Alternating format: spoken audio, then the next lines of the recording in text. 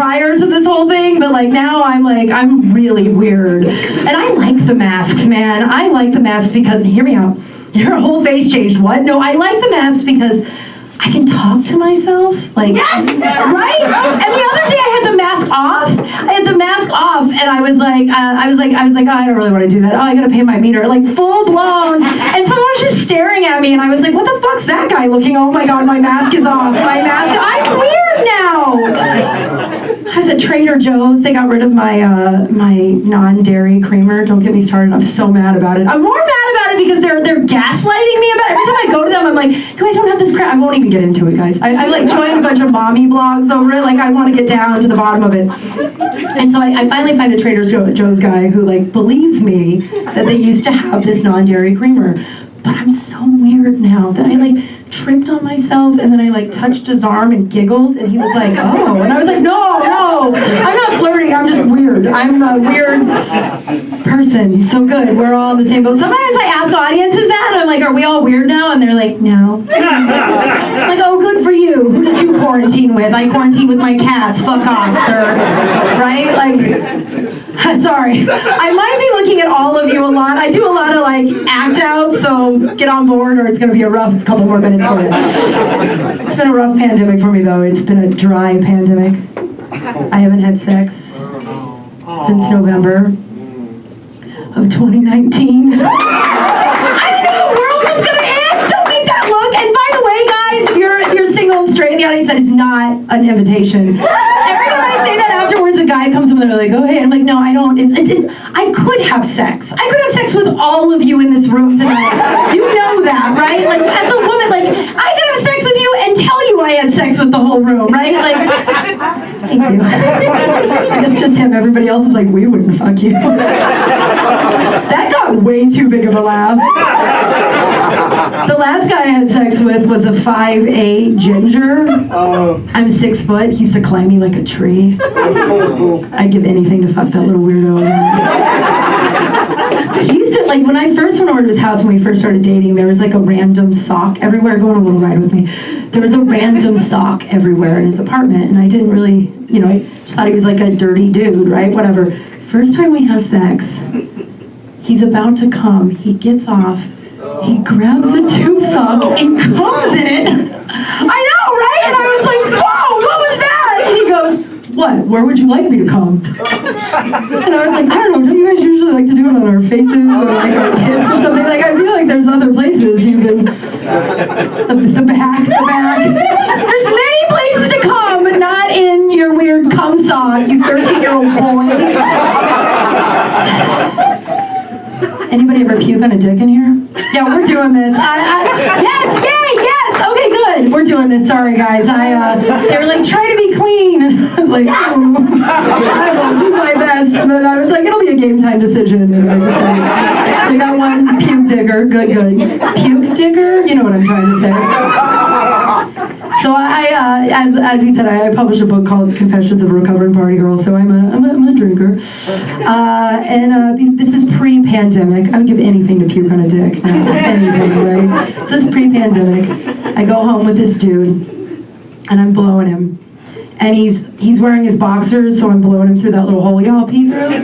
It's important for the story, okay? So I'm blowing him, and I throw up. And it's not gross. If you're eating, it's not gross. It's not like chunky. It's like vodka and saliva, so it's fine. It's fine, yeah. And I don't know what to do. And a lot of my friends are like, I would have stopped. Well, I have a low self-esteem, so. And I couldn't stop, look the stranger in the eye and be like, I threw up. So I take my hand and I start jerking him off, right? By the way, puke, great lube. And then I take my other hand and I take off the boxers and I mop up. Right? I MacGyvered that shit. And then I take the boxers, I throw them under the bed, and I'm like, I will remember those in the morning. I will put them at the bottom of his trash can. I wish I could tell you that's the first time I've ever put a pair of underwear at the bottom of a stranger's trash can. Normally they're mine. If you have questions, I'll be out there afterwards. So I'm jerking him off, right? And he's about to come. Now I have a little bit of a PSA. I'm not blowing him anymore, but I feel like I need to get this off my chest. So as long as I've been blowing dudes, whatever age you think that should be, you use that age in your head. I won't tell you the real age. I've heard every guy go, you know, if she swallows my cum, means she likes me. That's not what it means. If we're in my apartment and you're like, I'm gonna come, that's my boy voice, by the way, I'm gonna come. My brain goes, do I wanna do laundry tomorrow? How many quarters do I have? I could just sleep on the couch. Oh, do I swallow your spunk? It's like 15 minutes, or 15 seconds? Ew, 15 minutes. And I know spunk, you guys are probably thinking spunk. It's been kind of a cum-heavy set, so I try to throw another one in there. I'm trying to look at a better word. If we're at your place and you're like, I'm gonna come, I'm like, let it rip, dude. You know what I mean? Like, let's silly string, roll around in it. Let's get messy. Sorry. After a show one time, this girl comes up to me and she goes, I don't do either. I spit it out.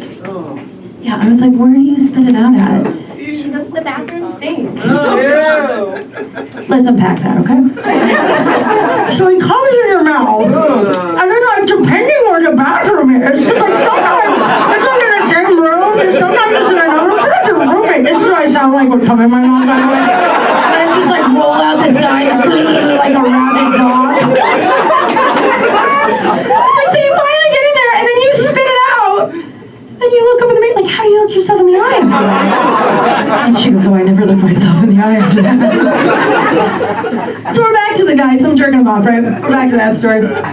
And he's like, I'm gonna come, and we're in his place, so it's cool for him to come everywhere. So I put my little head on his stomach, and I start playing peekaboo, because he's uncircumcised. Not really important for the story, but sort of a bucket list for me. And then he comes, and then it's like bedtime, right? Like, I don't understand, like, men can sleep anywhere. Like, anytime a dude slept in my house, strangers, till 2 p.m. I'm like, wake up, aren't you ashamed? Right? This is how I sleep at a stranger's home. Don't fart, don't fart. One time I fucked this dude from The Young and the Restless, super hot. Had cankles though. Right after he got naked, went back and went, I have cankles. It was like, can't unsee that. That whole night, I was like, don't be human, don't be human. Like my knee popped, I was like, no. So this night, with the cum under the bed, remember that whole thing? Or the puke under the bed. Don't fart, don't fart, don't forget that underwear. Don't forget that underwear, because remember the underwear. Don't forget that underwear. And I opened my eyes, and I looked around, and I was like, is this a frat house? You guys, I'm 30-something years old.